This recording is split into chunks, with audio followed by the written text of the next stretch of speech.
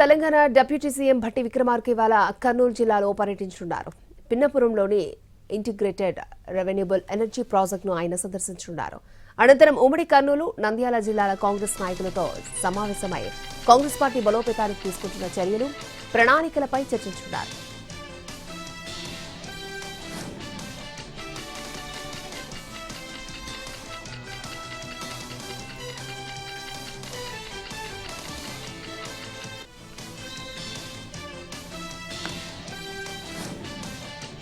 మాజీ మంత్రి హరీష్ రావు ఇవాళ తెలంగాణ భవన్లో కాళేశ్వరం ప్రాజెక్టుపై పవర్ పాయింట్ ప్రజెంటేషన్ ఇవ్వనున్నారు.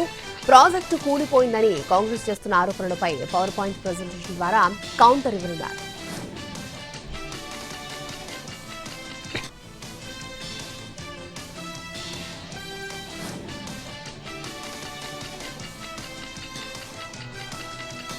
ఇంటి ఆడబిడ్డ దయ్యాలున్నాయంటే నోరు విప్పలేని స్థితిలో కేసీఆర్ ఉన్నారని సీఎం రేవంత్ ఆరోపించారు. అది బీఆర్ఎస్ కాదు, టీఆర్ఎస్ అని ఎద్దేవా చేశారు. కొరువి దయ్యాలను తెలంగాణ పొలిమేర దాటే వరకు తరిమి కొట్టాలని పిలుపునిచ్చారు. ఆ దయ్యాలతో చాలా ప్రమాదమని, తరిమి కొట్టేందుకు ప్రజలంతా తనకు అండగా నిలవాలని అన్నారు. బంగారు తెలంగాణ ముసుగులో బొందలగడ్డలుగా మార్చారని ఆగ్రహం వ్యక్తం చేశారు.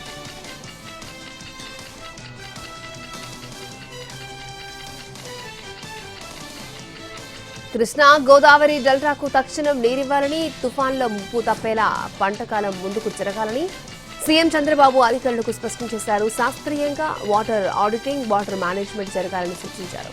365 రోజులు పంటలతో పచ్చగా ఉండాలన్నారు. బుడమేరులో పూడిక తొలగించాలని అధికారులను ఆదేశించారు. ఫిజియోమీటర్లు, సెన్సర్ల కొనుగోలుకు 30 కోట్లు కేటాయిస్తున్నట్టు తెలిపారు. భూగర్భ జలాలు పెంచుకోవడంపై దృష్టి పెడుతున్నామని మంత్రి నిమ్మల రామానాయుడు తెలిపారు. పోలవరం, బడకచర్ల అటవీ పర్యావరణ అనుమతులపై దృష్టి పెడుతున్నామని, భూసేకరణపై కూడా కసరత్తు జరుగుతోందన్నారు.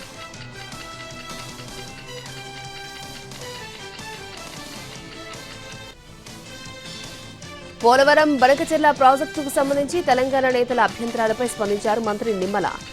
రాజకీయ కారణాలతో తెలంగాణ నేతలు మాట్లాడుతున్నారని అన్నారు. గోదావరి నుంచి 3000 టీఎంసీల నీరు వృధాగా పోతోందని, అందులో 200 టీఎంసీలు మాత్రమే యూజ్ చేస్తున్నామని అన్నారు.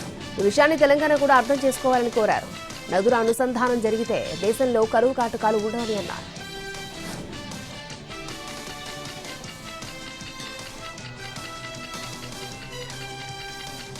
బడకచెర్ల ప్రాజెక్టు వల్ల తెలంగాణకు తీవ్ర అన్యాయం జరుగుతోందని, ఈ ప్రాజెక్టును ఎట్టి పరిస్థితుల్లోనూ అంగీకరించేది లేదని మంత్రి ఉత్తమ్ రెడ్డి స్పష్టం చేశారు.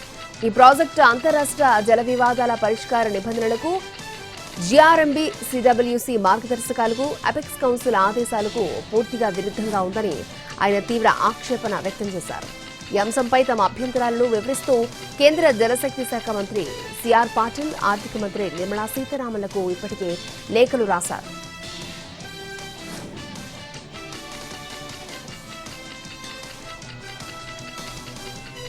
కాళేశ్వరం ప్రాజెక్టులో భాగంగా బ్యారేజీలు నిర్మించాలన్న నిర్ణయం అప్పటి సీఎం కేసీఆర్ మంత్రివర్గం కలిసి తీసుకున్నదే అని మాజీ మంత్రి ఈటెల రాజేందర్ తెలిపారు.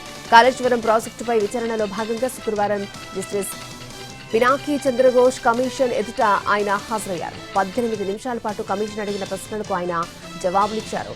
38,000 కోట్లతో నిర్మించగలబట్టిన ప్రాణహిత చేవెళ్ల ప్రాజెక్టు నిర్మిస్తే ముంపు సమస్యతో పాటు అభయారణ్యానికి ఇబ్బందులు ఏర్పడతాయంటూ మహారాష్ట్ర అభ్యంతరాలు తెలిపింది. కాళేశ్వరం ప్రాజెక్టుకు సంబంధించిన సమాచారం అంతా కేసీఆర్, హరీష్ రావు వద్దే ఉందని ఈటెల అన్నారు. ప్రాజెక్టు నిర్మాణంలో ఆర్థిక శాఖ పాత్ర పెద్దగా ఏమీ లేదన్నారు.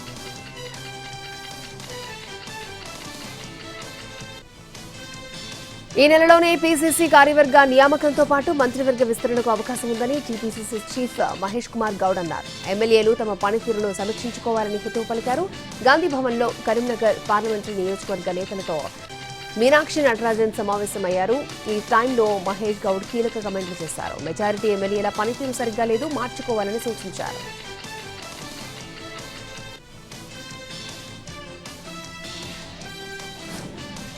ఏపీ రాష్ట్ర సమగ్రాభివృద్ధి, ముఖ్యంగా విశాఖపట్నం ప్రాంతాన్ని ఆర్థిక శక్తిగా తీర్చిదిద్దే దిశగా సీఎం చంద్రబాబు కీలక అడుగులు వేస్తున్నారు. సచివాలయంలో నీతి ఆయోగ్ సీఈఓ సుబ్రహ్మణ్యంతో ముఖ్యమంత్రి చంద్రబాబు భేటీ అయ్యారు. ఈ మీటింగ్ లో రాష్ట్ర అభివృద్ధికి సంబంధించిన పలు కీలకమైన అంశాలపై చర్చించారు. రాష్ట్ర ఆర్థిక ప్రగతి, మౌలిక సదుపాయాల కల్పన ప్రధాన అజెండాగా ఈ భేటీ సాగింది. విశాఖపట్నం నగరాన్ని దేశ ఆర్థిక రాజధానిగా ముంబై తరహాలో అభివృద్ధి చేసేందుకు ఒక సమగ్ర ప్రణాళికను అమలు చేయనున్నట్లు సీఎం తెలిపారు.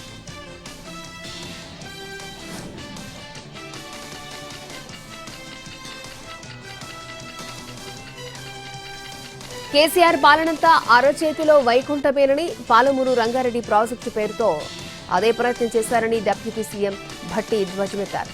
10 ఏళ్లు అధికారంలో ఉన్న బీఆర్ఎస్ ప్రభుత్వం దోచుకోవడానికి తప్ప అభివృద్ధి చేయడానికి మాత్రం కృషి చేయలేదని ఆరోపించారు. 2015లో పాలమూరు రంగారెడ్డి ప్రాజెక్టుకు కేసీఆర్ శంకుస్థాపన చేశారని, 3 ఏళ్లలో ఉమ్మడి పాలమూరు జిల్లాలో కృష్ణానది జలాల్లో పారిస్తామని హామీ ఇచ్చారని భట్టి గుర్తు చేశారు. కానీ వాస్తవంగా ఎక్కడి పనులు అక్కడే ఉన్నాయని ఆయన అన్నారు.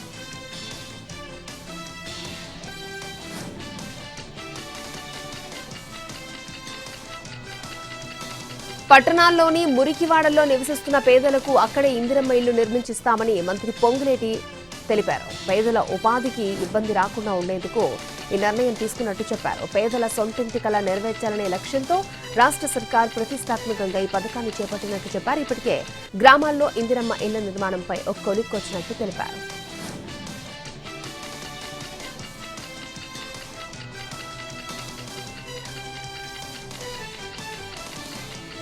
ఫోన్ ట్యాపింగ్ కేసులో కీలక సూత్రధారిగా ఉన్న ప్రభాకర్ రావు రేపు రాత్రికి హైదరాబాద్ కి రానున్నారు. భారత ప్రభుత్వం అతనికి ఎమర్జెన్సీ ట్రావెల్ పర్మిట్ వీసాని జారీ చేస్తుంది. ఫోన్ ట్యాపింగ్ కేసు నమోదైన తర్వాత 14 నెలల క్రితం అమెరికాకు వెళ్లిపోయిన ప్రభాకర్ రావు తిరిగి రేపు హైదరాబాద్ లో అడుగు పెట్టబోతున్నారు. ఇందుకు సంబంధించి ఏర్పాట్లు పూర్తయ్యాయని అధికారులు చెబుతున్నారు. ఫోన్ ట్యాపింగ్ కేసులో తనను అరెస్టు చేయకుంటే అధికారులకు పూర్తి స్థాయిలో సహకారం అందిస్తానని తెలిపారు.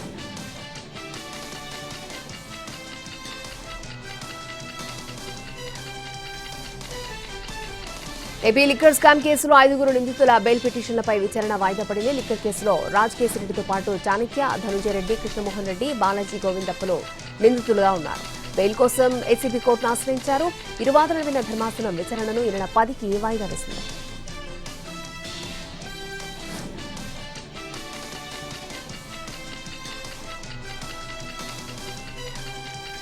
వచ్చే విద్యా సంవత్సరంలో ప్రభుత్వ పాఠశాలలకు అందించే కిట్లను మంత్రి నారా లోకేష్ పరిశీలించారు. సమగ్ర శిక్ష అభియాన్ తరపున వాటిని తన నివాసంలో ప్రదర్శించారు. కిట్లకు సంబంధించిన వివరాలను మంత్రి సిబ్బందిని అడిగి తెలుసుకున్నారు. రాష్ట్రంలోని 222 పీఎంసీ పాఠశాలలకు స్టెమ్ ల్యాబ్ కిట్లను అందించనున్నారు. ఒక్కో స్టెమ్ ల్యాబ్ కిట్ లో 335 ఐటమ్స్ ఉన్నాయి. రీసెర్చ్ కాన్సెప్ట్ ఓరియంటెడ్ గా వీటిని రూపొందించారు. విద్యార్థులకు సైన్స్, టెక్నాలజీ, ఇంజనీరింగ్, గణితం అంశాలలో ప్రాక్టికల్ నాలెడ్జ్, నైపుణ్యాలను అభివృద్ధి చేయడానికి ఇది దోహదపడుతుంది.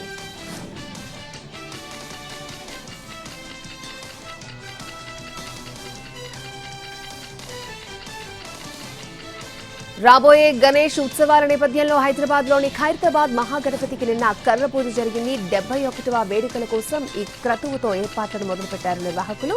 ఈసారి విశ్వశాంతి మహాశక్తి గణపతిగా దర్శనమివ్వనున్నారు. 69 అడుగుల ఎత్తులో దీనిని ఏర్పాటు చేయనున్నారు. బడా గణేష్ రూపాన్ని ఉత్సవ సమితి సభ్యులు విడుదల చేశారు. స్వామివారికి కుడివైపున జగన్నాథ స్వామి, శ్రీ లక్ష్మీ సమేత హయగ్రీవుడు, ఎడమవైపున లలిత త్రిపుర సుందరి, గజ్జిలమ్మదేవి విగ్రహాలుంటాయి.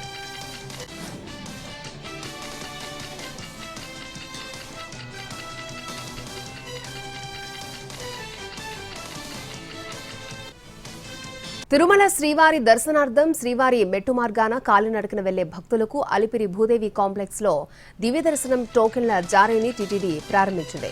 శ్రీనివాస మంగాపురం ఆలయంలో కౌంటర్లను ఏర్పాటు చేయడానికి భారత పురావస్తు శాఖ అనుమతి రావాల్సిందన్నారు అదనపు ఈవో వెంకయ్య చౌదరి. ఈ ప్రక్రియకు కొంత టైం పడుతూ ఉండడంతో భక్తుల సౌకర్యార్థం టోకెన్ కౌంటర్స్ ని తాత్కాలికంగా భూదేవి కాంప్లెక్స్ కి మార్చామన్నారు. శ్రీవారి మెట్టు డిడి టోకెన్స్ ని జారీ చేయడానికి 4 ప్రత్యేక కౌంటర్స్ ని ఏర్పాటు చేశామని చెప్పారు.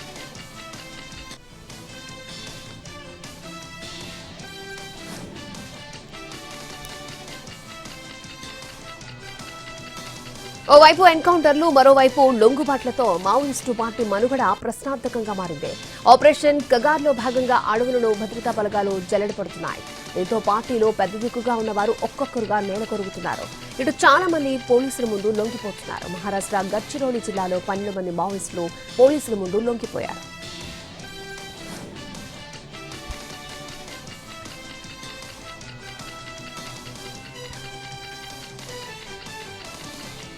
కొమరంభీం జిల్లా సిర్పూర్ టీ మండలం చీలపల్లిలో పోడు గొడవ తారాస్థాయికి చేరింది. అటవీశాఖ అధికారులు వాహనాన్ని అడ్డుకుని తమ ఆవేదనను చెప్పుకున్నారు రైతులు. ఎఫ్డీఓ సుశాంత్ కూకుడే వాహనం అడ్డుకుని తమ సమస్యలను చెప్పుకున్నారు. స్థానిక ఫారెస్ట్ అధికారులు తమను ఇబ్బంది పెడుతున్నారని, వర్షాలు పడుతున్నా పత్తి కట్టే తీసేయకుండా తమ భూమిని దున్నుకోకుండా అడ్డుపడుతున్నారని ఆవేదన వ్యక్తం చేశారు.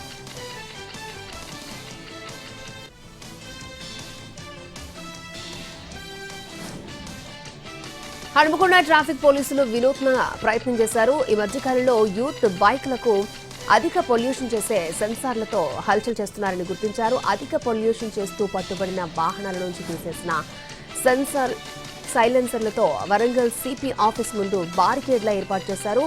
సైలెన్సర్లు తీసి వాహనం నడిపే వారికి ఇది ఒక హెచ్చరిక బోర్డులా కనిపిస్తోందని పోలీసులు చెబుతున్నారు.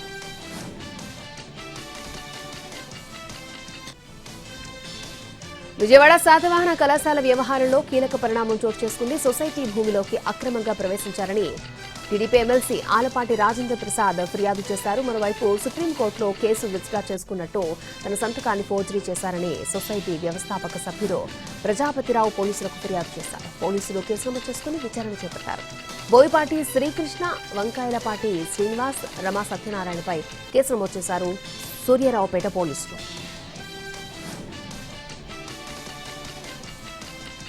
శతాబ్దపు కళ నేటితో సాకారమైంది. ప్రపంచంలోనే ఎత్తైన రైల్వే ఆర్చ్ బ్రిడ్జ్ అయిన చీనాబ్ ఉక్కు వంతెనను ప్రధాని మోడీ ప్రారంభించారు. కడ్డా నుంచి కశ్మీర్కు వందే భారత్ ట్రైన్ ని జెండా ఊపి ద్వారా ఆ వంతెన అందుబాటులోకి వచ్చింది. అత్యంత దుర్లభమైన శివాలిక్ పీర్ పంజాల్ పర్వత శ్రేణులను కలుపుతూ కశ్మీర్ లోయకు రైలును నడపాలన్న బ్రిటిష్ కాలం నాటి ప్రణాళిక ఇప్పటికీ కార్యరూపం దాల్చింది. అలాగే కడ్డాలోని 46,000 కోట్ల అభివృద్ధి ప్రాజెక్టులను ఆవిష్కరించారు. కడ్డా శ్రీనగర్ మధ్య రైలుకు ఆయన జెండా ఊపారు. దేశంలోనే మొట్టమొదటిసారిగా తీగలతో అనుసంధానించిన అంజీ రైల్వే వంతెనను కూడా ప్రారంభించారు.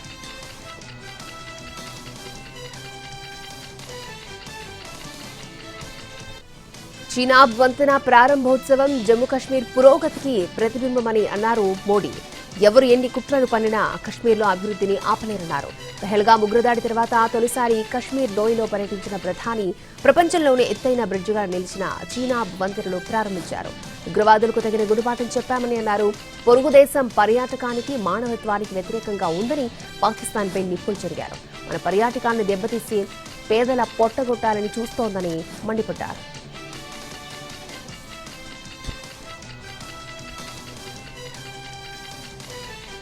ప్రధాని మోడీ తనను త్వరలో ప్రమోట్ చేస్తారని ఆశిస్తున్నట్లు జమ్మూ కశ్మీర్ సీఎం ఒమర్ అబ్దుల్లా అన్నారు. జమ్మూ కశ్మీర్ పర్యటనకు వెళ్లిన మోడీ వద్ద ఆయన రాష్ట్ర హోదా అంశాన్ని ప్రస్తావించారు. ఆ సందర్భంగా ఆసక్తికర కామెంట్లు చేశారు. ప్రధానిగా మోడీ 2014లో రాష్ట్రానికి వచ్చినప్పుడు తాను రాష్ట్రానికి సీఎంగా ఉన్నానని గుర్తు చేశారు. ఇప్పుడు ఒక కేంద్రపాలిత ప్రాంత సీఎంగా డిమోట్ అయ్యానన్నారు ఒమర్ అబ్దుల్లా. అప్పుడు రైల్వే శాఖ సహాయ మంత్రిగా ఉన్న వ్యక్తికి లెఫ్టినెంట్ గవర్నర్ గా ప్రమోషన్ వచ్చింది. త్వరలో తనకు ఒక ప్రమోషన్ వస్తుందని ఆశిస్తున్నానని ఒమర్ అబ్దుల్లా అన్నారు.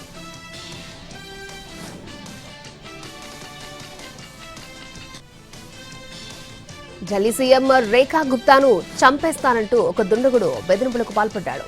ఘజియాబాద్ పోలీస్ కంట్రోల్ రూమ్ కి ఫోన్ చేసి హెచ్చరించాడు. దీంతో అలర్ట్ అయిన ఢిల్లీ పోలీసులు అందుకు మరింత భద్రతను పెంచారు. కాల్ చేసిన దుండగుడు వెంటనే ఫోన్ స్విచ్ ఆఫ్ చేశాడని ఘజియాబాద్ డిప్యూటీ కమిషనర్ వెల్లడించారు. ఫోన్ కాల్ వచ్చిన వెంటనే ఆ సమాచారాన్ని ఢిల్లీ పోలీసులు ముఖ్యమంత్రి భద్రతాధికారులకు చేరవేసినట్లు తెలిపారు. సంబంధిత సిమ్ కార్డు ఒక మహిళ పేరిట ఉన్నట్లు గుర్తించారు. నకిలీ ధ్రువపత్రాలతో ఆ సిమ్ కార్డు కొనుగోలు చేసినట్లు భావిస్తున్నారు. ఈ ఘటనపై దర్యాప్తు కొనసాగిస్తున్నారు.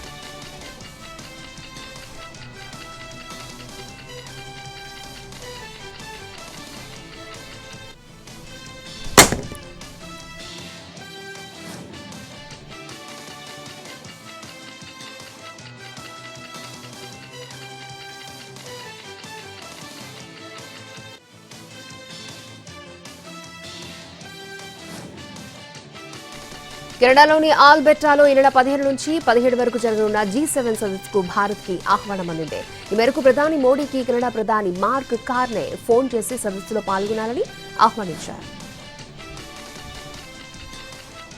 సింధు జలాల ఒప్పందం నిలిపివేతతో పాకిస్తాన్ ఉక్కిరిబిక్కిరవుతోంది. ఆ నిర్ణయాన్ని పునఃసమీక్షించాలని కోరుతూ భారత్కు ఇప్పటివరకు 4 లేఖలు రాసింది. ఒక లేఖను మే నెల ప్రారంభంలో రాయగా మిగతా 3 ఆపరేషన్ సింధూర్ తర్వాత రాసింది.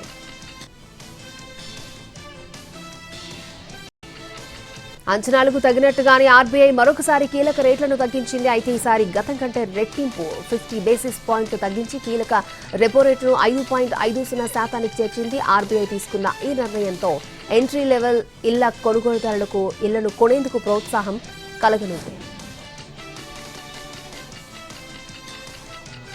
పాజిటివ్ అంతైంది. ఇప్పుడు వెండి పరుగులు పెడుతోంది. దేశ రాజధాని ఢిల్లీలో తాజాగా కిలో వెండి 1,07,000కు చేరుకుంది. దీంతో సిల్వర్ ఇప్పుడు సరికొత్త రికార్డుని క్రియేట్ చేసింది.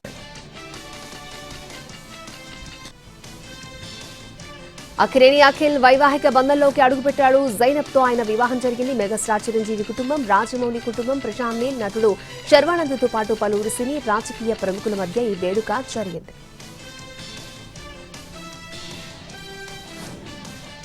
దక్షిణ మధ్య మహారాష్ట్ర నుంచి కోస్తాంధ్ర వరకు ద్రోణి విస్తరించిందని ఏపీఎస్డీఎంఏ వెల్లడించింది. దీని ప్రభావంతో పలు జిల్లాల్లో పిడుగులతో కూడిన తేలికపాటి వర్షాలు పడే అవకాశం ఉందని తెలిపింది.